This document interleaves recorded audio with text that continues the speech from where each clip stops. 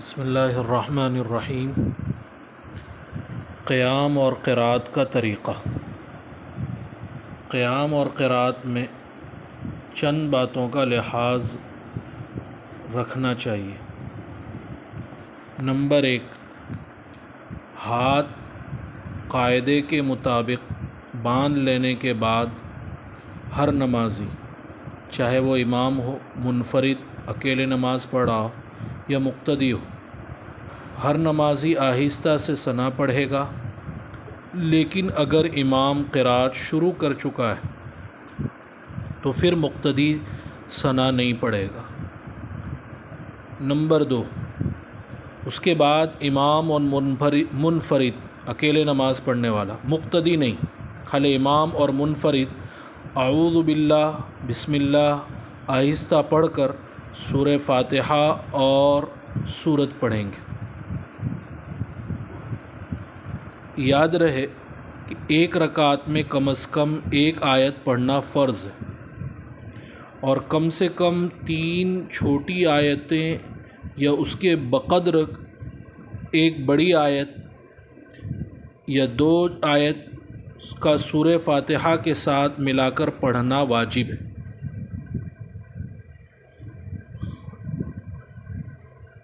جب خود قرات کر رہے ہوں تو سورہ فاتحہ پڑھتے وقت بہتر یہ ہے کہ ہر آیت پر رک رک کر سانس توڑ دیا جائے، پھر دوسری آیت پڑھی جائے۔ کئی آیتیں ایک سانس میں نہ پڑھی جائیں، مثلا الحمدللہ رب العالمین پڑھ کر سانس توڑ دیں، پھر الرحمن الرحیم پڑھ کر سانس توڑ دیں۔ اس طرح پوری سورہ فاتحہ پڑھیں، لیکن اس کے بعد کی قرات میں ایک سانس میں ایک سے زیادہ آیتیں بھی پڑھ لیں تو کوئی حرج نہیں۔ پھر سورہ فاتحہ کے ختم ہو جانے پر آہستہ سے تمام آمین کہیں۔ اسی طرح سورہ فاتحہ کے بعد شروع سورت میں بسم اللہ آہستہ پڑھنا مستحب ہے۔ نمبر 3، جہری نماز میں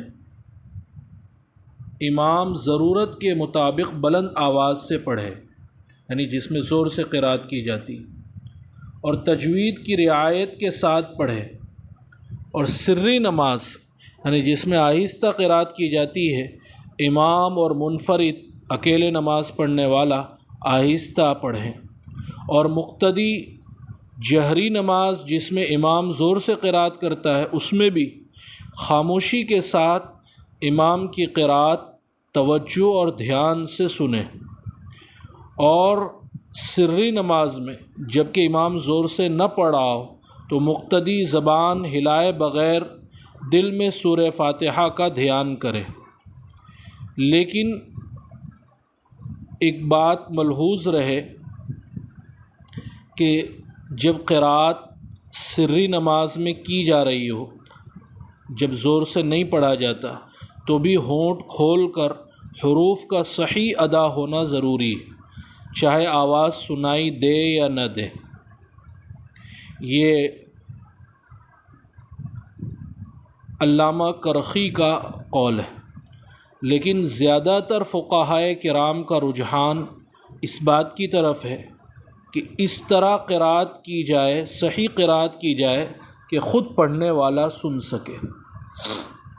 البتہ اس بات کا خاص خیال رکھا جائے کہ نماز میں پاس کھڑے ہونے والے کو خلل نہ ہو۔ اس میں بہت سے لوگ بعض مرتبہ بے احتیاطی کرتے ہیں، قریب والے پریشان رہتے ہیں، مسلمان کو تکلیف پہنچانا حرام ہے۔ نمبر 4، سری نماز میں یعنی جب زور سے قرات نہ کی جا رہی اس میں بھی قرات اہتمام کے ساتھ کی جائے۔ قرات بلکہ ہر چیز کا پڑھنا بالارادہ، اطمینان، دھیان اور معنی کے استحضار کے ساتھ ہونا ضروری ہے۔ نمبر 5، قرات کے دوران بدستور نظر اور نگاہ اپنی جگہ مرکوز رہے، سجدے کی جگہ پر۔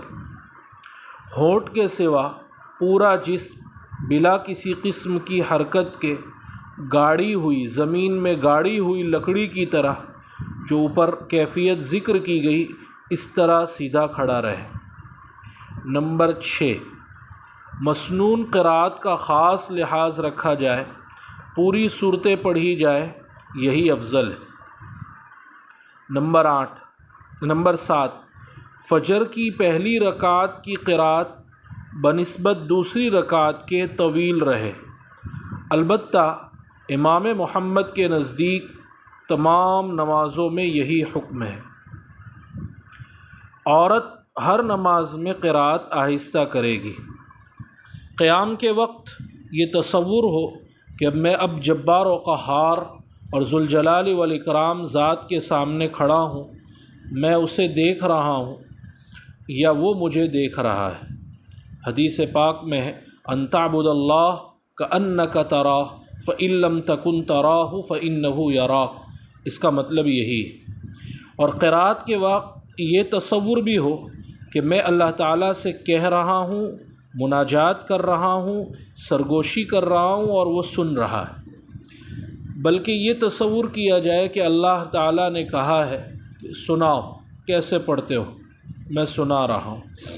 اللہ تعالیٰ ہمیں قیام اور قرأت صحیح طریقے سے کرنے کی توفیق عطا فرمائے اور ان مذکورہ تصورات کے ساتھ قیام اور قرأت کے ادا کرنے کی توفیق عطا فرمائے۔ سبحان اللہ و بحمدہ، سبحانک اللہم و بحمدک، ونشہد ان لا الہ الا انت، ونستغفرک ونتوب الیک۔